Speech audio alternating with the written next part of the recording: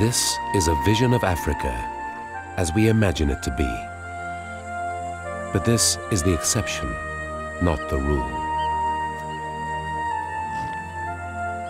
Such a pristine sanctuary is rarely found in today's Africa.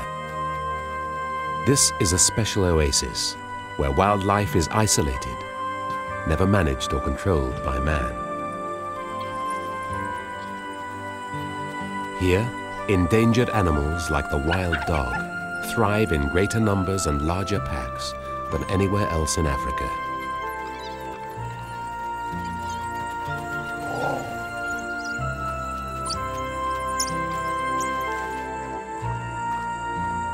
This place is a window on the past, Africa as it used to be.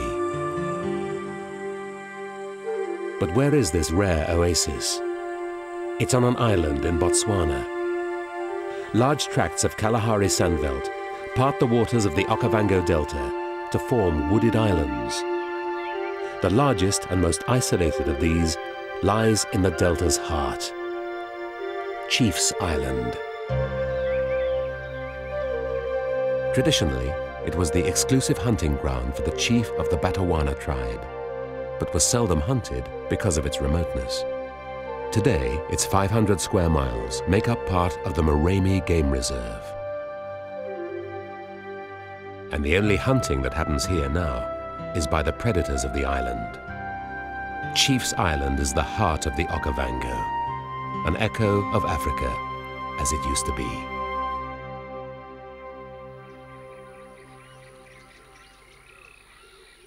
The cool twilight hours of dawn and dusk provide the best hunting on Chief's Island, so this is the time when most predators are active.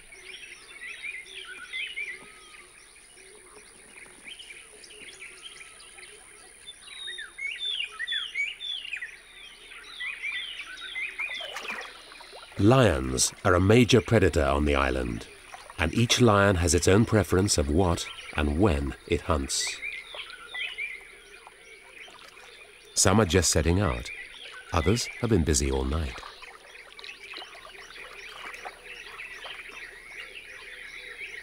Cheetah and wild dog hunt mainly by daylight, so dawn brings the first chance to scout the island for prey.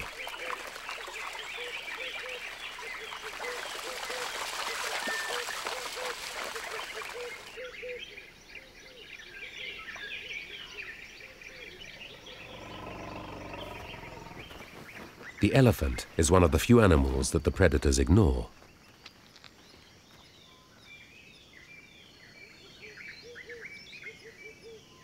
Antelope and zebra feed in the rich grasslands night and day. They need to stay in the open if they're to catch a glimpse of approaching danger. Shallow floodplains skirt the island, but present no problem to the nimble dogs. It's the deeper channels they must be wary of. Venturing across these can be a one-way journey.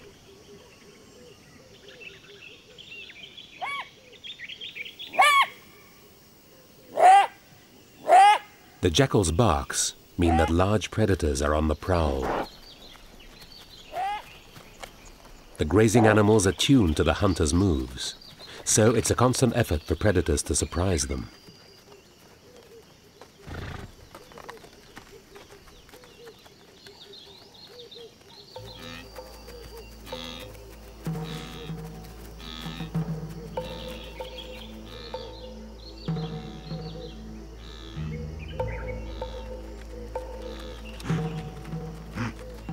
Heads slung low, the dogs stalk as one, sizing up their chances. The wildebeest have strength in numbers.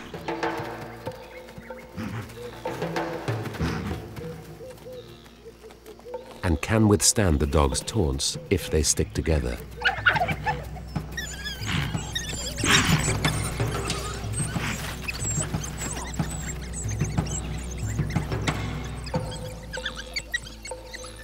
Perhaps this is just a warm-up.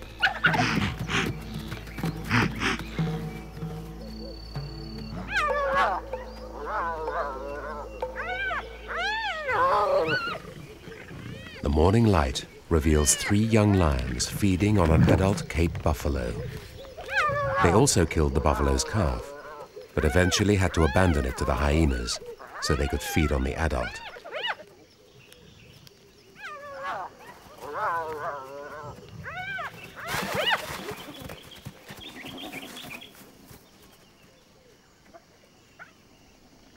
The arrival of a large male lion brings new problems.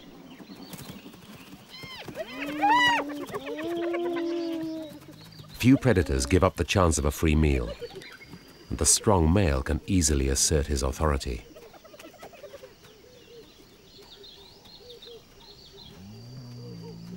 It took the young lions most of the night to bring down the buffalo. They'll be reluctant to let it go.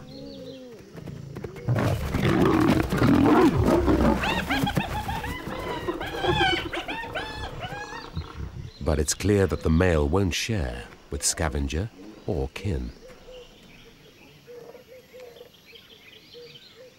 Except for a younger male associate who claims the calf for himself.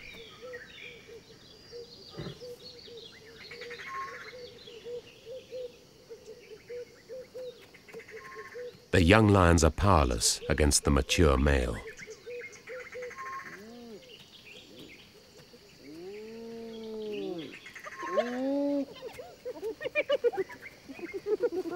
They won't fight him for the carcass, and he won't give them the chance to try.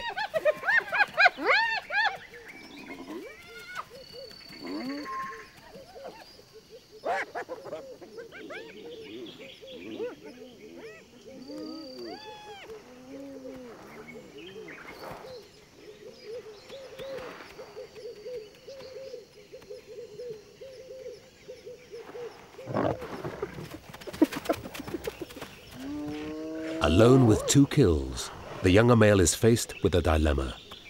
He can't eat both at once, but his instincts won't let either go.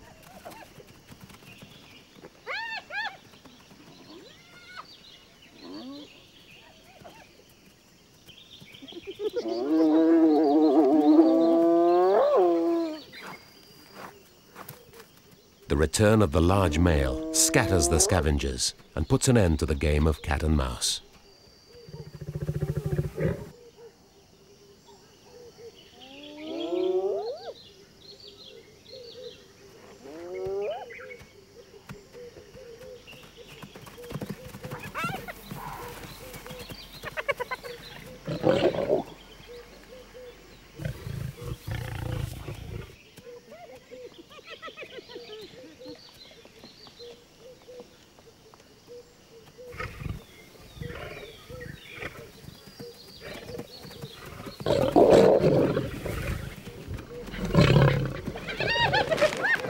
The young lions take a chance and return to the kill.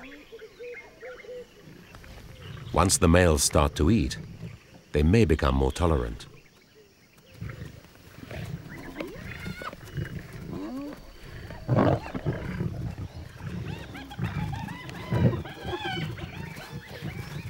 So far, so good, but they're still cautious.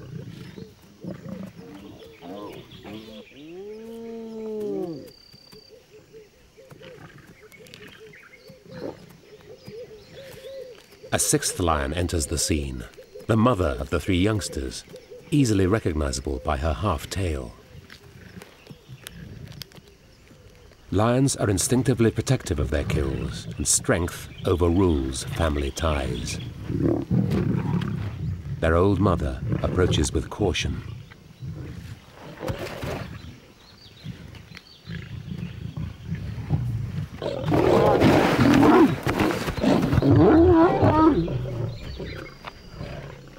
This is not a pretty picture of family life, but it is typical lion behavior. The young adults won't admit their aging mother until they've eaten enough to satisfy their initial hunger.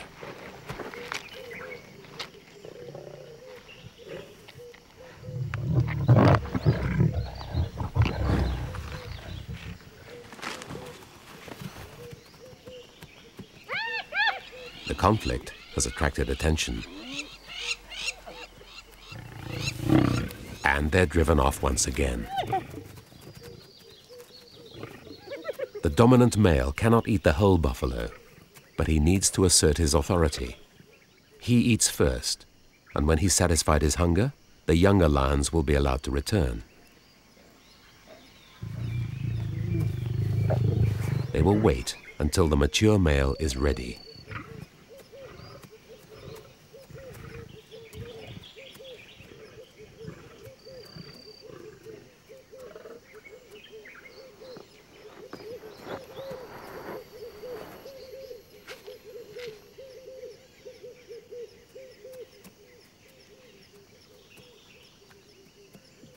And until her young are ready, the mother waits too.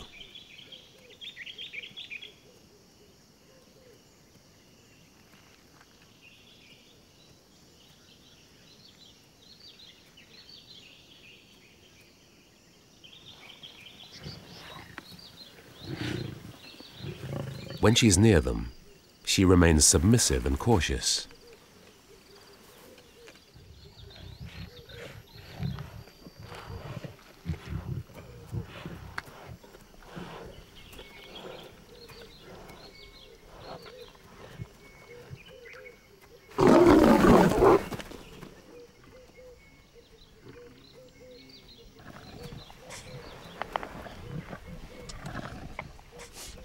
This waiting game may last for hours.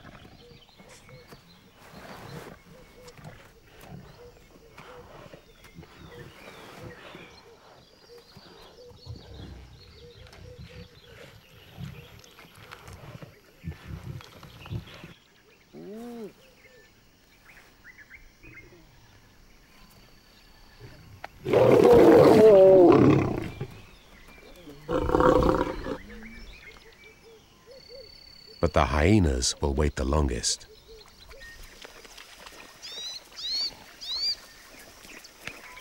Compared to the lions, the wild dogs are even-tempered and cooperative. They hunt as a group, share their kill, and even take food back to feed their injured. Their success as hunters relies on this cooperation, and hunting in a large pack gives them the strength to overpower animals much bigger than themselves. The dogs stay alert as they travel through the shallows. Crocodiles take many dogs, but the reptile needs deep water to drown them.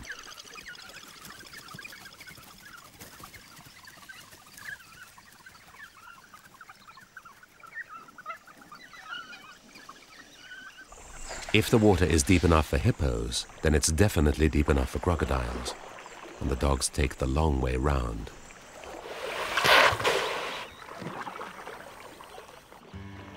Hippos are fiercely territorial, but sometimes they take their duties a little too far.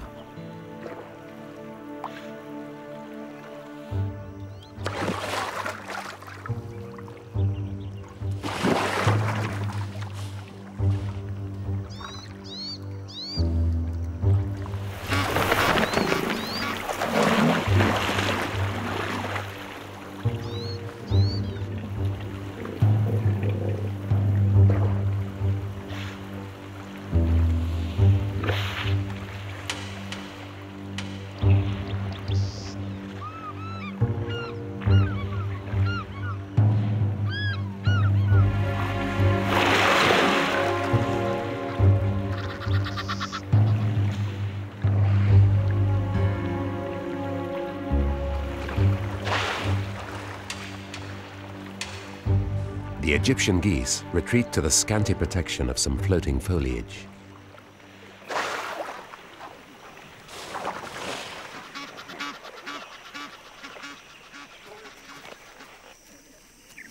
The very large packs of wild dogs found on Chief's Island are a formidable force.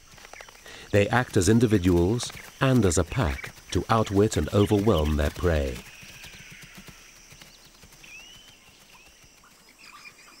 Kudu have sharp hearing, but the dogs stalk in silence. Once they've targeted their prey, they seldom give up.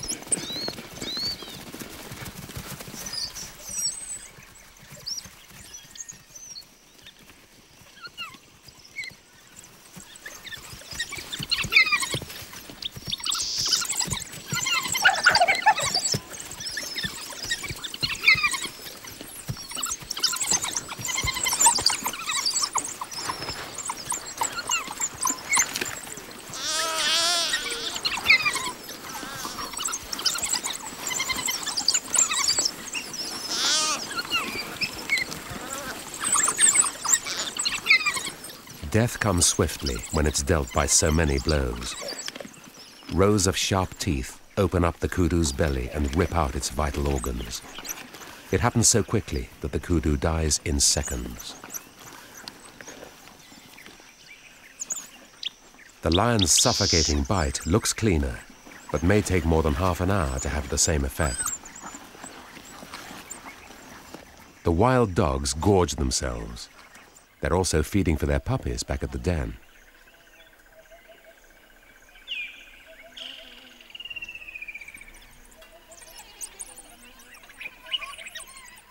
Once they're full, they return straight to the den.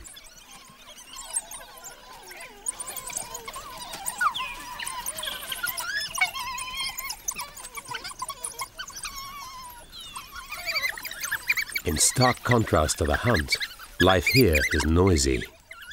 Yelping puppies eagerly greet the adults and lick their muzzles to encourage regurgitation. The adults find it impossible to resist them.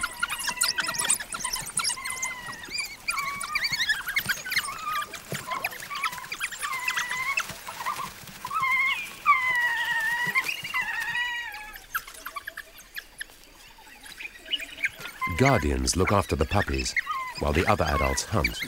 They also beg for food and get the same response.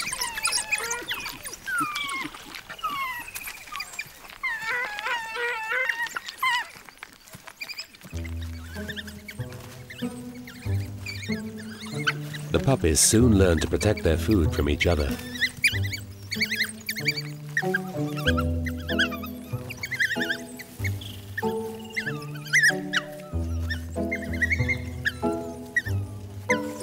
Adults often play.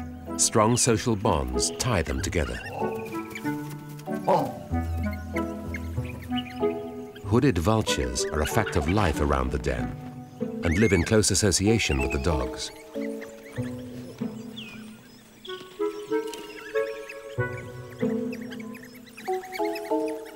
As well as clearing up the scraps and waste, the vultures provide a constant source of amusement and bemusement for the pups.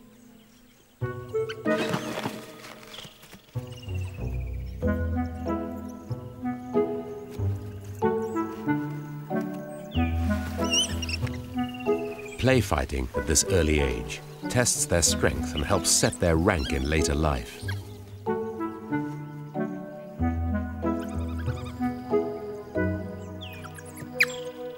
The dominant female suckles all the young, even if they're not her own. She may suckle as many as 18.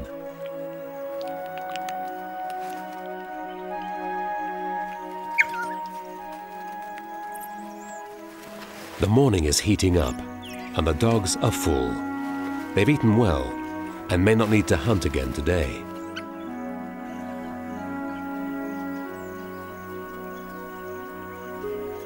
Calm settles on the pack as they drift off in the dappled sun.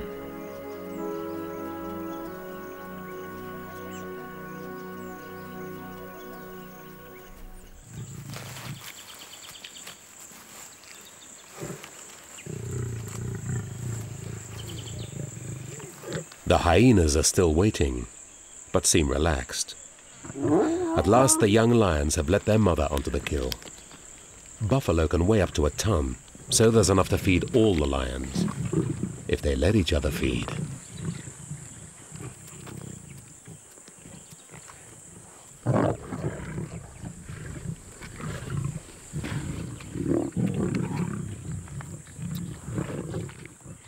It'll be a few hours yet before the hyenas get a look in at the carcass.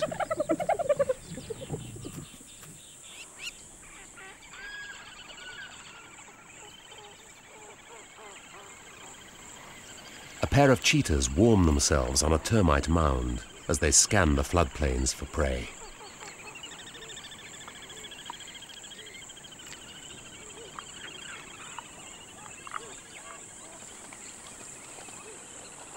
Red lechwe, a type of swamp antelope, are prolific in the floodplains around the island.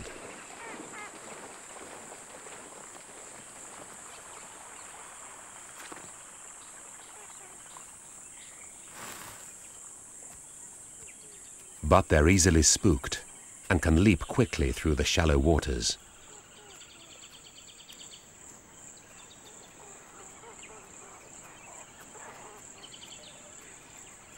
A higher termite mound provides a better view.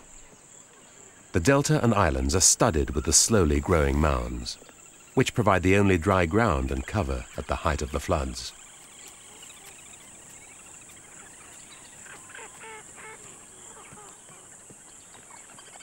At the moment, the open floodplains seem distinctly lacking in cheetah prey.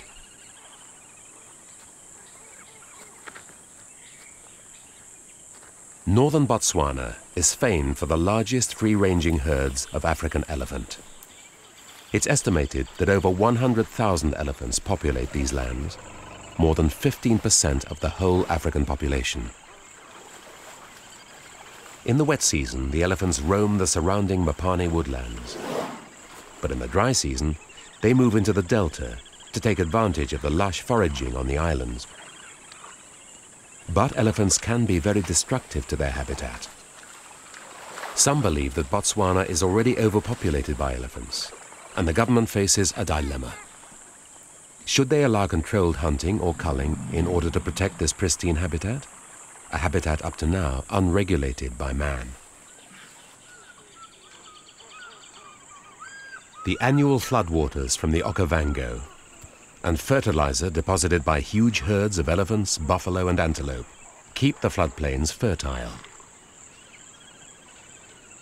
And each year, as the waters recede, a fresh supply of food is revealed. Chacma baboons pick their way through the exposed beds of drained lagoons, collecting the tubers of slowly sinking water lilies to eat. Water lilies pepper the waterways with thousands of pink stars and provide the main source of food for the pygmy goose. This beautiful water bird is tied to the lily-covered backwaters, where it feeds on the seeds of the submerged lily fruit.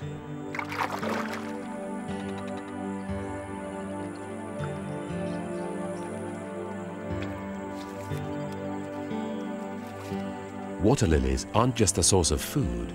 They're a habitat in their own right for jacanas, or more aptly, the lily trotter.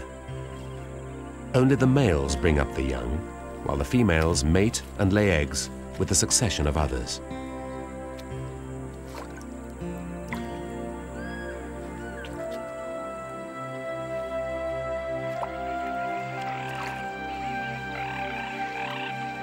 The chicks are mobile from hatching, but are vulnerable on the exposed pads.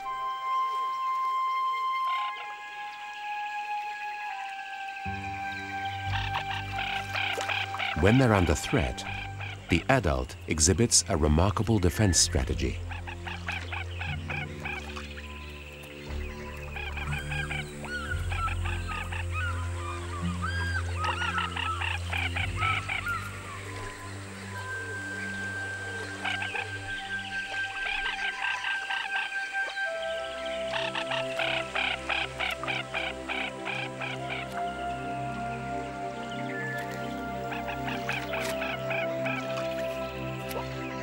Only to deposit the chicks when danger has passed.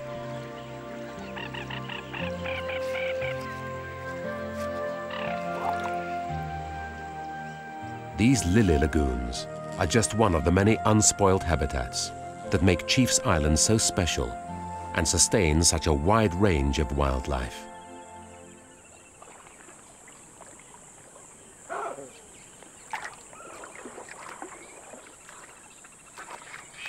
Most of the wildlife on the island is dependent on water, so the shores of the major channels are busy with life's essential routines: drinking, feeding, and raising young.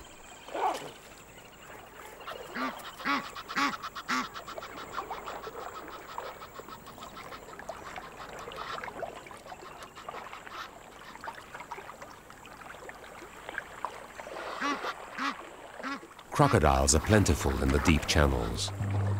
They ambush their prey by stealth, approaching an inch at a time until they're ready to strike.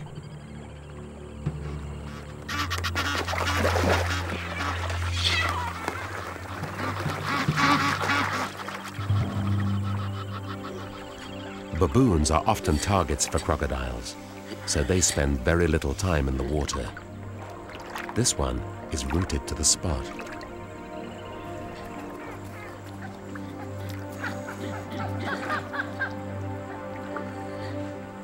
Its troop is unnerved by its behavior. The baboon's leg is held fast in the jaws of a crocodile. But since the floodwaters have subsided, the channel is too shallow to drown the ape. When danger is out of sight, it's often out of mind.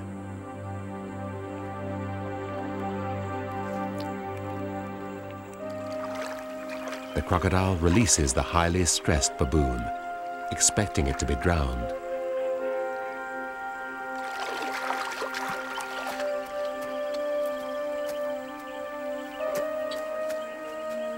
And it hasn't escaped without injury.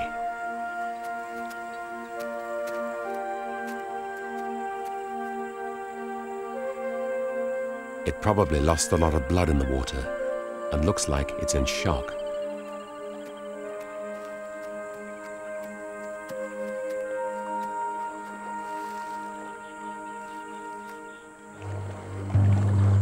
The crocodile moves to deeper water. Baboons are one of the most plentiful mammals on the island, and crocodiles have taken many at this point.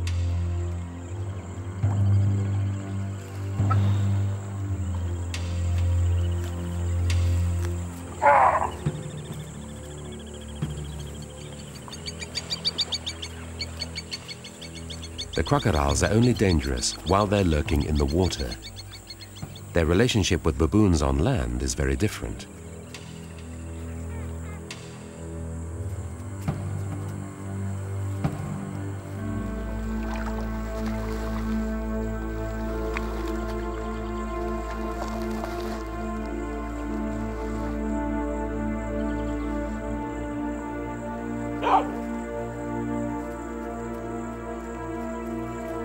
After a warning bark, the baboons continue their daily routine, almost oblivious to the reptile.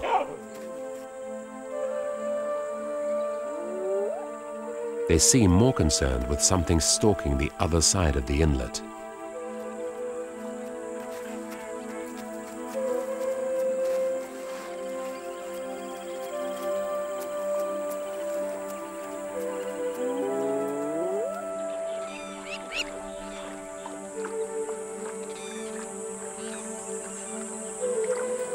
The injured baboon retreats to the island's woods. The spotted hyena heads in the same direction.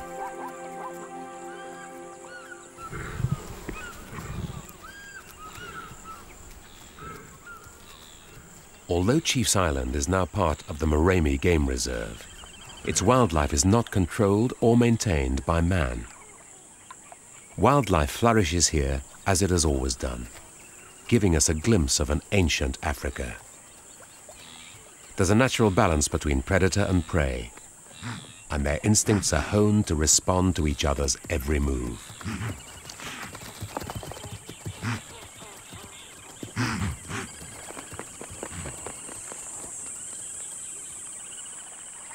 The lions have broken cover to drink, so they give up the chance to surprise the wildebeest. But they wouldn't be in the open if they'd intended to attack.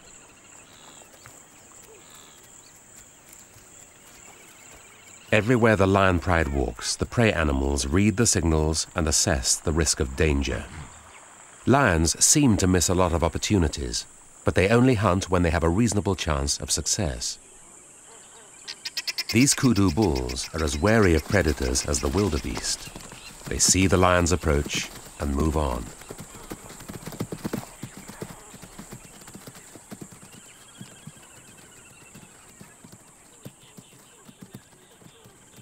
Prey animals escape predators more often than we think.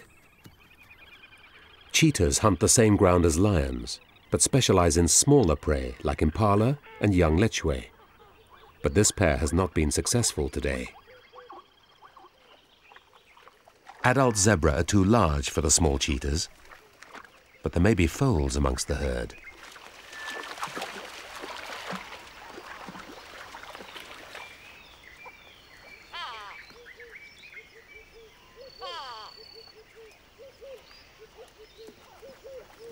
Often, cheetahs walk boldly up to their prey, relying on their speed to overhaul their victim when the chase begins.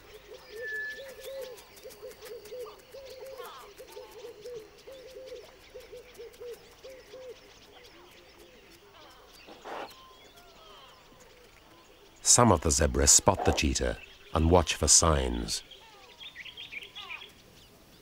The cheetah targets the other end of the herd.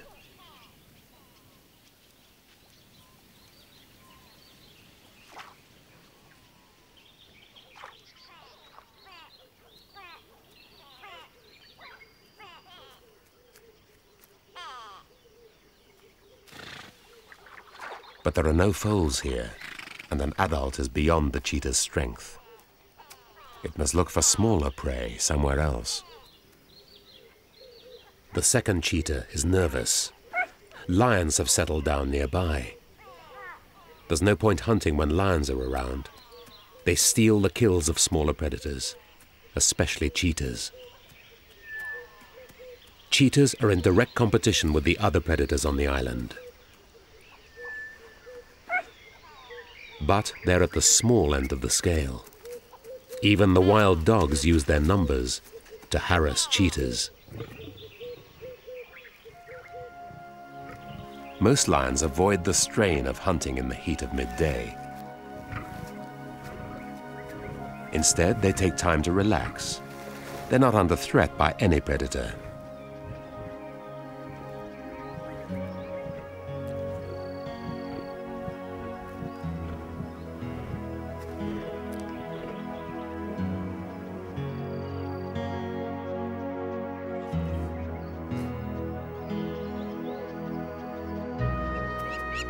Giraffes are very common on the island and use their long necks and short horns to spar.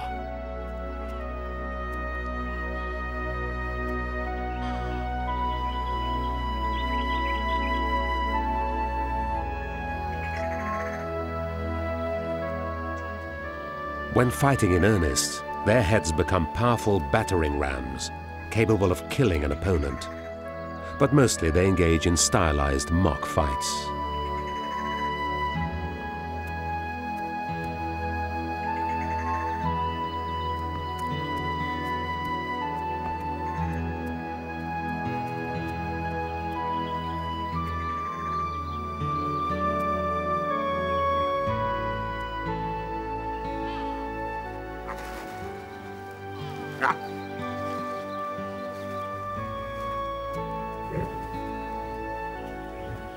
Lion cubs seem unaffected by the heat that overpowers their family.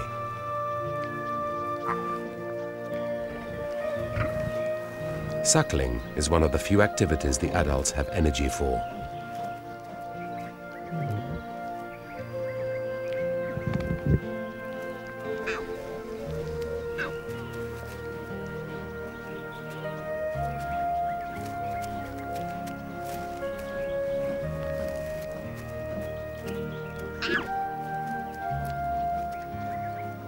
But suckling doesn't keep cubs busy for long. They want to play.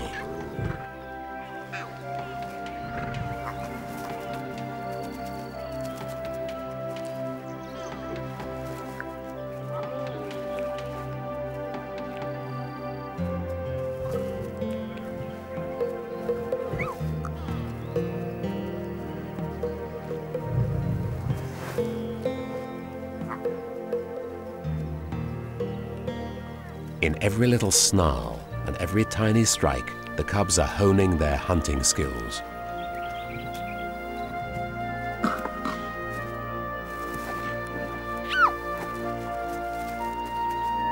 It's hard to believe that one day they'll be wrestling with the backs of buffalo.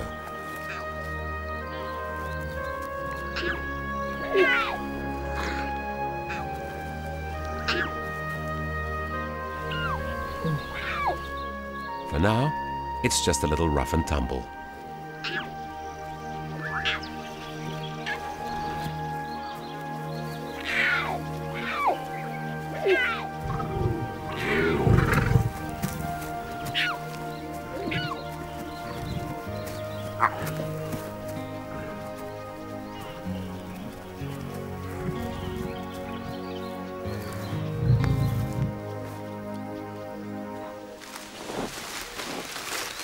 a shuddering Hyphene palm sheds its fruit.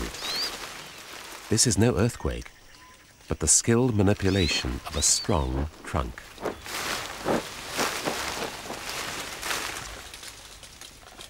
A few elephants become particularly skillful with this operation.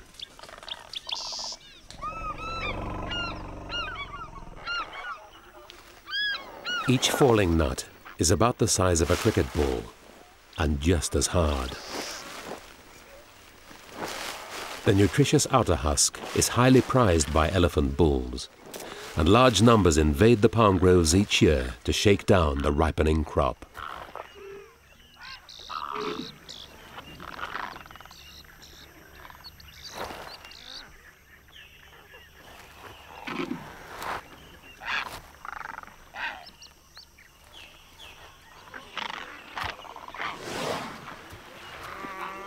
Chief's Island is a piece of the Kalahari sandveld, isolated amidst the Okavango's floodwaters. Although its sandy soil is light and dusty, it actually makes great mud. Elephants love to bathe in the dust and mud, and they turn the shore into an island spa. Their skin is tough but sensitive. Dust helps rid it of parasites, and mud holds moisture to it, cooling the elephants as it dries out.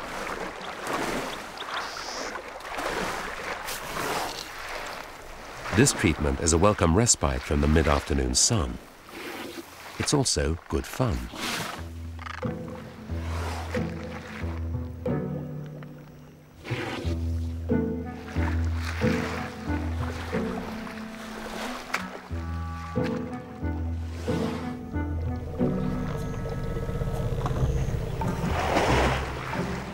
Even big old bulls enjoy the benefits of the spa.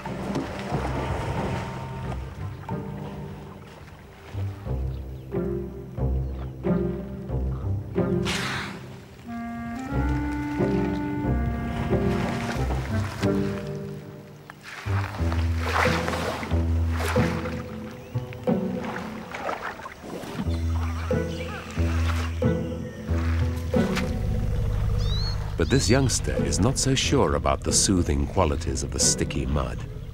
It prefers to seek the cool shade, only to be found under its mother.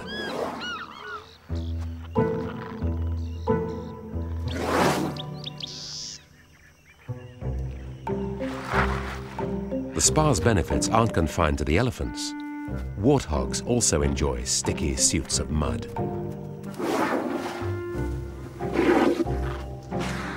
Dust bathing can go right over your head if you're too young to cope with headwinds. And this tiny calf is left out altogether. It's too young to control its trunk properly. It can't wait to get out of the heat and into the shady woodlands.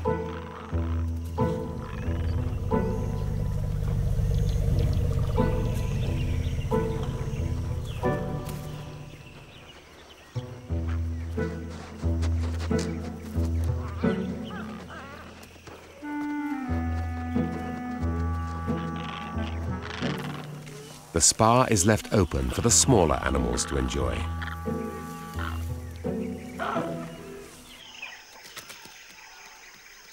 This sycamore fig tree is also the scene of some health treatments. Some baboons engage in grooming.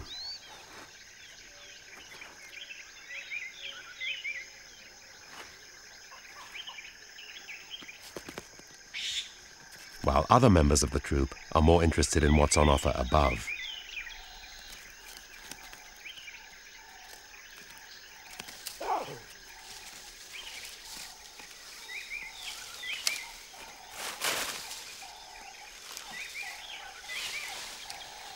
Fat green marulas.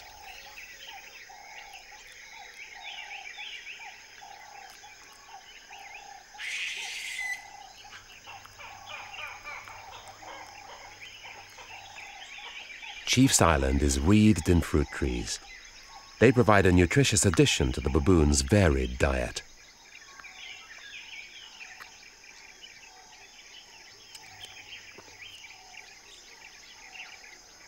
The The fruit trees also sustain many other animals, like birds and fruit bats. Fruit bats may eat as many as 20 figs a night each.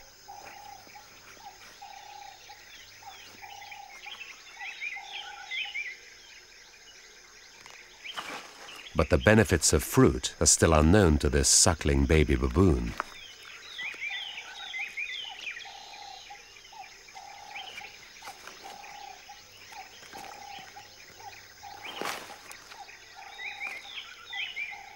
Baboons benefit from many of the island's habitats: forest, floodplain, and grasslands.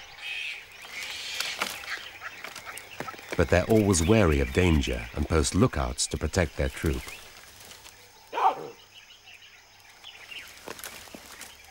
The lookout's barking is triggered by the arrival of a lioness in the grasslands.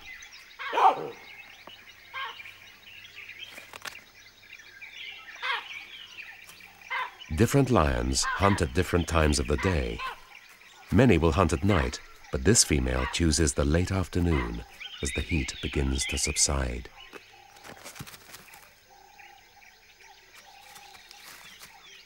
The baboon seems very bold, but he's not putting himself in any danger.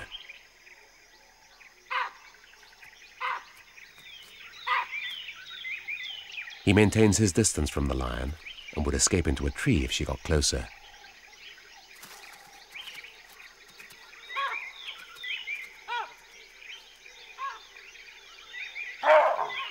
His alarm calls are reducing her chances of surprising any prey.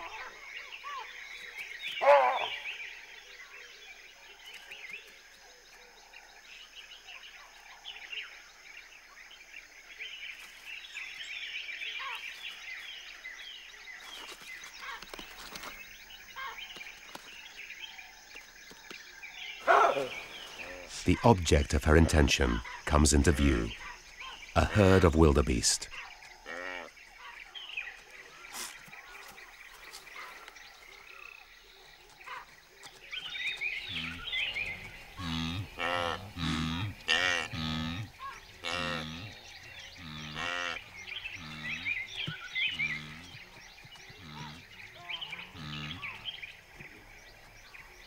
They've seen her and quickly assess the danger.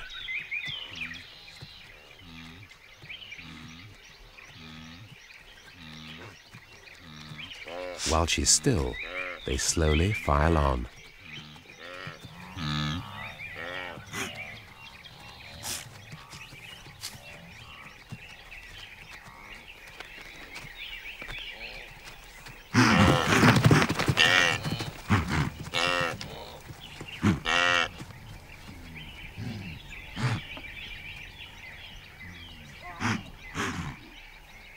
But she's not alone.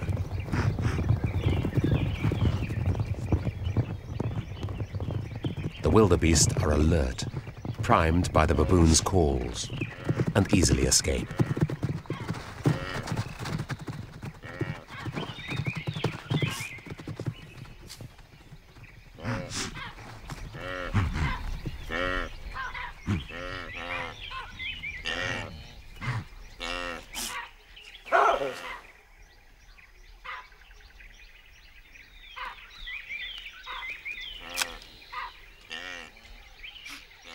Perhaps tonight, when the baboons are asleep, the lion's chances will be better.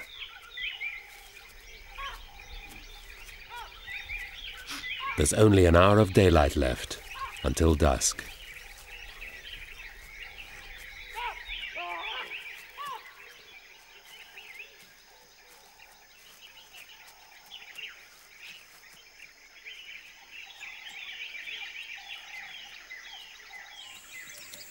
With sundown approaching, the wild dogs are getting frisky and eager to hunt. They have a lot of mouths to feed. They greet each other with face licks and rally round the pack.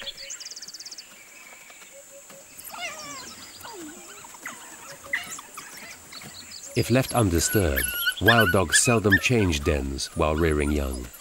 But something, maybe a lion, has disturbed this pack, and now they must move their puppies to another den. The puppies are very vulnerable in the open, and the changeover has to be quick. Older pups run with the pack, but the younger ones are carried by mouth. Protection of the pups is paramount, and adults regularly stop for stragglers.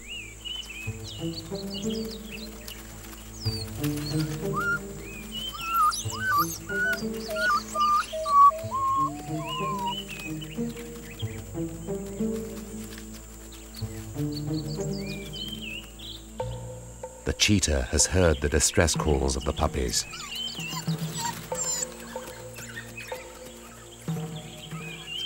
It knows better than to approach the pack, but could pick off a straggler.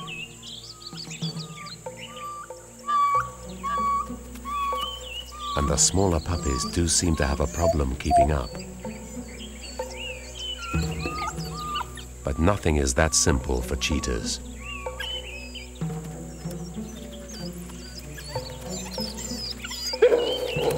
The dogs have spotted it.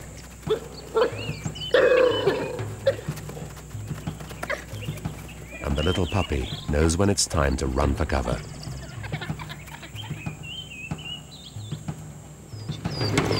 Wild dogs are one of the fastest land predators and are on the cheetah's tail in no time. But they abandon the chase. Daylight is fading, and they must get the puppies to the new den before dark.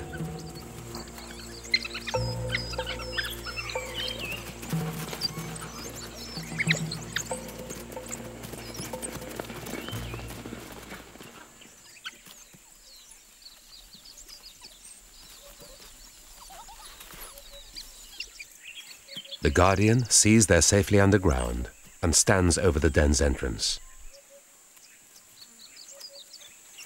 The puppies are very excited after their excursion, and the guardian will have a hard time keeping them down.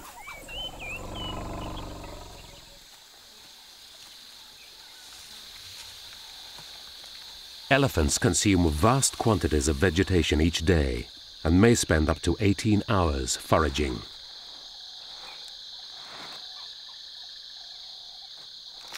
In the wooded areas of the island, they can feed on roots, creepers, bark, and leaves.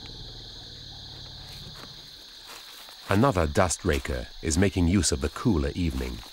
The honey badger forages for insects and grubs in the dusty Kalahari sand.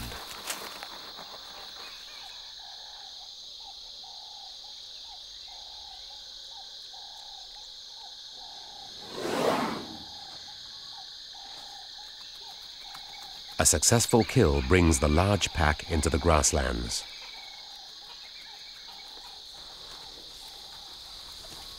The elephants will spend the night foraging in the woods.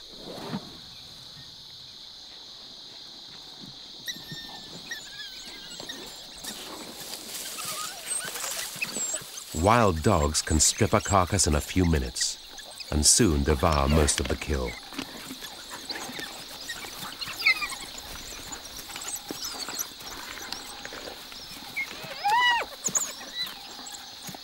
Hyenas are respectful of the dogs while they're feeding.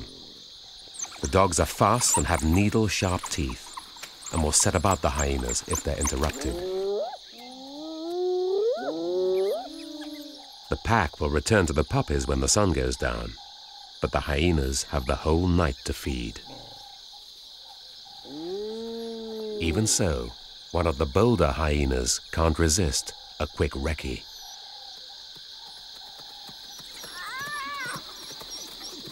And the dog's tolerance evaporates.